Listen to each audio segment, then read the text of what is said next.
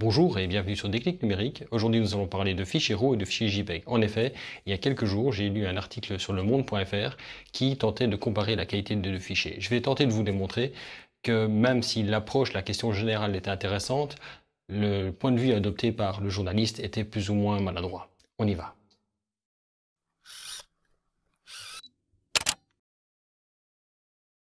Alors, l'article en question, donc paru il me semble le 27 juillet sur lemonde.fr, prend pour partie de comparer la qualité d'un fichier JPEG et d'un fichier RAW. Ce qu'il faut quand même savoir, c'est que ce sont des types de fichiers totalement différents. Donc avant même de commencer à parler de ce qu'il y a dans l'article, je vais commencer par vous décrire en quelques mots ce qu'est un fichier RAW. Alors, un fichier RAW, ce n'est rien de plus que des données prises du capteur de votre appareil. Ces données ne sont pas du tout traitées, c'est-à-dire que votre capteur à la base, comme le montre le petit schéma là sur le côté, est en fait un ensemble de cellules qui vont capter de la lumière et transformer ça en signal électrique. Ces informations sont stockées d'un point de vue numérique. Maintenant, pour pouvoir calculer ça en termes de couleur, au-dessus de votre capteur, vous avez un filtre, une série de filtres qu'on appelle généralement une trame. Et la plus courante, c'est la trame de Bayer, qui est en fait un ensemble de 4 par 4 avec deux carrés verts et un carré bleu et un carré rouge, qui en fait filtre certains types de lumière et ne laisse passer que le rouge, le vert, le bleu, etc. Et donc permet ensuite de capter les informations de couleur. Ceci dit, ce qui est enregistré dans le fichier RAW, ce ne sont que des valeurs numériques de quantité d'informations captées. Il n'y a aucune information de comment en faire des couleurs, etc. derrière. Ça, notamment, c'est le principe du développement. Donc, ce que votre appareil fait quand il prend une photo, c'est qu'il enregistre les informations de lumière captées sous forme d'intensité lumineuse, si vous voulez, éventuellement par canal de couleur, grâce à ce filtre qui est placé devant le capteur. Mais ce ne sont pas des données qui sont affichables, ce ne sont que des données brutes qui sont non compressées et non traitées surtout. Et donc qui sont totalement non utilisables pour les visualiser. Alors certains me diront peut-être, pourtant quand j'ouvre un fichier ou quand j'affiche un fichier RAW dans Windows ou sur Mac, j'ai une image qui s'affiche, mon explorateur de fichiers, ma visionneuse d'images m'affiche quelque chose. Oui, tout à fait. Mais ce que vous voyez, ce n'est qu'un aperçu, c'est-à-dire soit c'est l'aperçu qui est intégré dans le fichier RAW, soit c'est le logiciel que vous utilisez qui prend les informations du fichier RAW et le développe à sa manière à lui pour en faire une image visualisable. Donc, pour revenir à la manière dont le fichier RAW est constitué, vous avez dans le fichier RAW principalement les informations de l'appareil photo, les informations de l'objectif, les informations du fichier RAW en lui-même, le type d'espace colorimétrique qui devrait être utilisé. Vous avez entre autres un aperçu JPEG de petite qualité qui est dedans. C'est d'ailleurs celui que vous voyez à l'arrière de votre appareil photo quand vous prenez une photo. Et vous avez aussi, bien entendu, les données brutes du capteur. Alors, pourquoi je voulais vous parler de ça? Parce qu'en fait, pour revenir sur l'article, le journaliste essaye de démontrer que on vous fait souvent miroiter le fait de shooter en RAW comme étant un moyen d'améliorer vos photos. Bien entendu, l'idée de base est pas mal. C'est parce que forcément, ce n'est pas parce que vous décidez de shooter en RAW que vos photos seront meilleures. Le principe de base, c'est de faire de meilleures photos. Mais par contre, quand vous commencez à retoucher vos photos, quand vous faites du développement de photos, le potentiel d'un fichier RAW est de loin supérieur à celui d'un fichier JPEG. Donc ce que le journaliste a, à mon avis, voulu faire, c'est essayer d'un petit peu démonter l'argument qui dit que pour améliorer vos photos, il faut shooter en RAW. Bien entendu, vous avez tout à fait le droit de shooter en RAW, en JPEG, voire les deux, et chaque situation a bien entendu un avantage. Le fait de shooter en RAW vous permet de plus retoucher vos photos, d'aller chercher plus d'informations dans certaines zones de couleur, j'y reviendrai d'ailleurs. Le fait de shooter en JPEG vous permet d'avoir un fichier qui est directement utilisable. Et le fait d'utiliser les deux vous permet d'avoir le meilleur des deux mondes au prix de l'espace de stockage, bien entendu. Alors, pourquoi avoir attaqué directement la qualité du fichier? Puisque, je le rappelle, comme je l'ai dit il y a quelques minutes, un fichier RAW, ce n'est pas une image. Ce sont des informations de capteur, ce sont des informations de quantité de lumière captée qui ne sont même pas encore converties en canaux de couleur. Donc, comment peut-on comparer un fichier RAW et un fichier JPEG en tant que tel? Ce qu'il aurait dû faire, c'est essayer de trouver des arguments. Pourquoi c'est intéressant de shooter en RAW, pourquoi c'est intéressant de shooter en JPEG et pas de confronter directement les deux formats.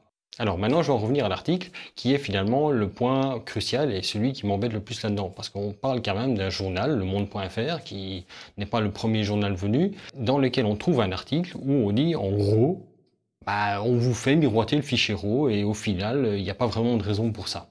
Je vous mettrai dans la description une série de liens intéressants, notamment un article d'Adobe qui décrit exactement comment fonctionne la capture d'informations RAW dans un appareil photo. Malheureusement, c'est en anglais, je n'ai pas trouvé la même source en français, mais vous pouvez toujours passer ça dans Google Translate, ça fera très bien l'affaire, vous comprendrez l'essentiel.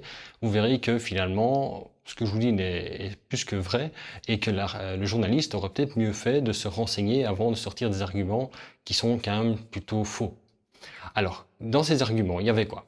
Bien entendu, on va retrouver l'élément essentiel, un fichier RAW est plus gros qu'un fichier JPEG. Ça, personne ne dira le contraire. Forcément, un fichier RAW contient beaucoup plus d'informations qu'un fichier JPEG. Je rappelle qu'un fichier JPEG est un fichier compressé. Certaines personnes vous vendent même des logiciels vous permettant de compresser vos photos et vous dire qu'elles ne dégradent pas la qualité. Demandez à un imprimeur s'il préfère un fichier JPEG compressé ou un fichier TIFF non compressé, il vous répondra directement. Alors, autre argument, l'incompatibilité des fichiers. Je présente ça comme étant le fait que n'importe quel logiciel ne peut pas afficher un fichier RAW. Ben, c'est normal, ce n'est pas affichable. Un fichier RAW, il doit être développé. Donc cet argument n'est pas valide. Si forcément vous décidez de shooter en RAW, c'est que vous voulez retoucher vos photos et que donc vous avez un logiciel pour les développer. Si vous avez décidé de shooter en RAW et que vous n'avez pas de quoi le développer, ce n'est pas le fichier RAW qui est en cause, c'est vous dans votre choix. Autre argument avancé, le fait qu'il est difficile de partager un fichier RAW. Alors la première question que je me suis posée, c'est y a-t-il beaucoup de photographes qui partagent leurs fichiers RAW? Ah, je ne dis pas que ça n'arrive jamais, bien entendu, il y a des cas où ça doit se produire, et souvent très justifiable. Mais dans la majeure partie du temps, le photographe garde son fichier RAW pour lui. D'ailleurs, d'un point de vue légal, du moins c'est le cas en Belgique, c'est le cas en France, le fait d'avoir le fichier de RAW d'origine est un moyen de prouver que la photo est à vous, et que vous êtes l'auteur de la photo. Donc ça vous permet de vous défendre. Le fait de partager ce fichier-là, c'est un petit peu perdre votre droit d'auteur. Alors, le journaliste avance un autre argument qui est la pérennité des fichiers. Alors c'est vrai que là on peut un petit peu discuter parce que les fichiers RAW, il y en a déjà quasiment un par marque d'appareil et ces fichiers évoluent dans le temps et donc on n'est pas sûr que la compatibilité va être permanente. Mais bon, il y a des solutions pour ça. Et ça, bien entendu, dans l'article on n'en parle pas. Adobe a développé un fichier DNG. Le fichier DNG est un fichier RAW standard, bon, qui n'est pas encore adopté globalement parce qu'il faut le temps que les choses se fassent, mais notamment ce fichier-là peut servir d'archivage, c'est-à-dire qu'il peut servir à contenir le fichier d'origine. Et un fichier DNG, puisqu'il est standard, il est compatible sur plein de plateformes. Tous les produits Adobe le prennent en charge, mais d'ailleurs certains smartphones, des appareils Leica et autres commencent déjà à sortir du DNG directement. C'est quand même preuve qu'il y a un côté intéressant à ça. Donc de nouveau, un argument qui, avec un petit peu de renseignement pris derrière, ne tient pas vraiment la route. Alors ensuite vient la partie la plus critique, là où le journaliste commence à comparer les détails contenus dans un fichier RAW, les détails contenus dans un fichier JPEG, la qualité des couleurs, etc. Mais pourquoi aller comparer deux choses qui ne sont pas comparables? Le fichier RAW, c'est pas une image. Ce sont des informations captées par l'appareil. Le pire là-dedans, c'est que le journaliste ne se rend même pas compte que ce qu'il compare, en fait, c'est deux images JPEG. Quand vous affichez un aperçu de votre fichier RAW, donc quand vous le regardez dans le navigateur de Windows, tout ce que vous voulez, c'est un fichier qui a été développé et déjà pas par vous, par le logiciel en lui-même, et au final, ce que vous avez, c'est quelque chose qui est un petit peu comparable à du JPEG, voire éventuellement à quelque chose de non compressé à la base. Mais donc vous ne pouvez pas les comparer. Le JPEG, lui, à la base, a déjà été post-traité, soit par votre appareil, soit par vous. Ce serait quand même plus constructif de ma part si j'essayais d'un petit peu étayer la discussion. Et c'est donc ce que je vais faire. Je pense que l'idée de base, c'était d'aller à l'encontre de ce concept qui est de dire quand je fais de la photo, je dois shooter RAW pour faire de meilleures photos. Bien entendu, c'est pas forcément vrai. Tout dépend de votre intention, tout dépend de votre situation. Le problème n'est pas de comparer le fichier RAW et le fichier JPEG, ce n'est pas ça le souci. Le problème est de savoir quand vous devez shooter en RAW, quand vous pouvez shooter en JPEG, quand vous pouvez faire les deux, tout dépend de votre situation. Si vous prenez des photos de vacances et que votre but est simplement de capturer un moment précis et vous n'avez pas envie de développer vos photos derrière, shootez en JPEG, il n'y a pas de souci avec ça. Si vous devez shooter un reportage et que vous devez fournir les photos directement après le reportage, shootez en JPEG ou alors en RAW plus JPEG. Comme ça, vous fournissez les JPEG et après ça, vous avez quand même encore les RAW pour vous. Vous pouvez au moins prouver que c'est vos photos à vous. Oui, il y a des raisons de choisir de shooter en RAW ou en JPEG, mais ces raisons ne sont pas de l'ordre de la qualité de l'image. Il n'y a aucune comparaison possible de ce côté-là. Par contre, sur les motivations, les conditions et ce que vous allez en faire après, là oui. Imaginez que vous voulez simplement faire une photo d'un truc qui se passe en rue vite fait, type reportage, ben faites-le en JPEG. Si maintenant vous allez préparer votre shooting photo d'un coucher de soleil sur une colline en Écosse, ben shootez en RAW. Enfin, si vous prenez le temps d'aller faire le shooting, vous allez prendre le temps de faire le développement. Donc, dans ce cas-là, profitez de la possibilité d'avoir un maximum d'informations, de faire tout le post-traitement comme vous le voulez et pas comme l'appareil le veut. D'ailleurs, je vais revenir là-dessus aussi un petit instant. Le fait de shooter en JPEG, il faut quand même se rendre compte que ce que vous capturez, c'est ce que le fabricant a décidé que vous alliez capturer, dans le sens où le post-traitement qui est fait sur le JPEG que vous affichez à la base, c'est le post-traitement qui est réglé dans l'appareil. Et donc, ça veut dire que vous laissez l'appareil décider pour vous. Alors, je comprends très bien qu'il y a plein de situations pour lesquelles ça marche très bien, je le fais parfois moi aussi, il n'y a aucun problème. Mais il faut en être conscient. En fait, ça revient un petit peu à faire avec votre appareil photo, que ce soit un réflexe, un compact, un bridge, peu importe, ce que l'on faisait à l'ancienne avec un Polaroid. C'est-à-dire qu'on avait l'appareil instantané, on prend la photo et automatiquement vous aviez le petit cliché qui sortait. Et donc du coup, ben, vous laissiez totalement le rendu à la discrétion de l'appareil, parce que c'est lui qui faisait la prise de vue et le développement de la photo et l'exposition et tout le bazar.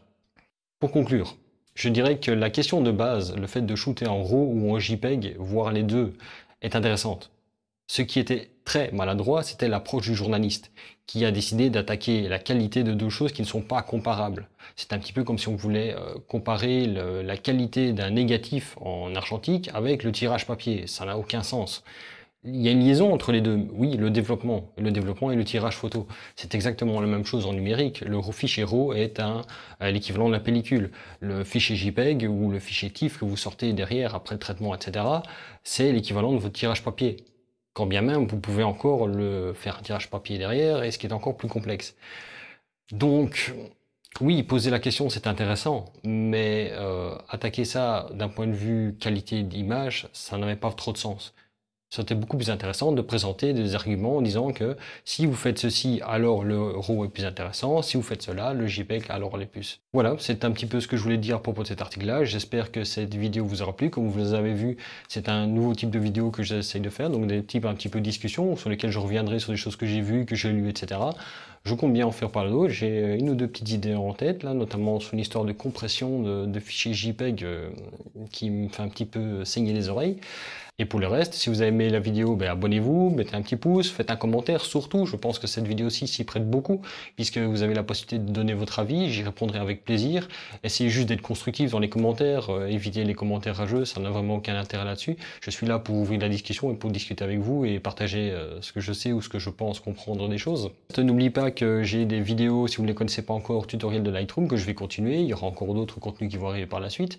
Donc allez voir dans la playlist, hein, j'ai mis le lien en dessous dans la vidéo. Et pour le reste, moi je vous dis à bientôt sur Déclic Numérique.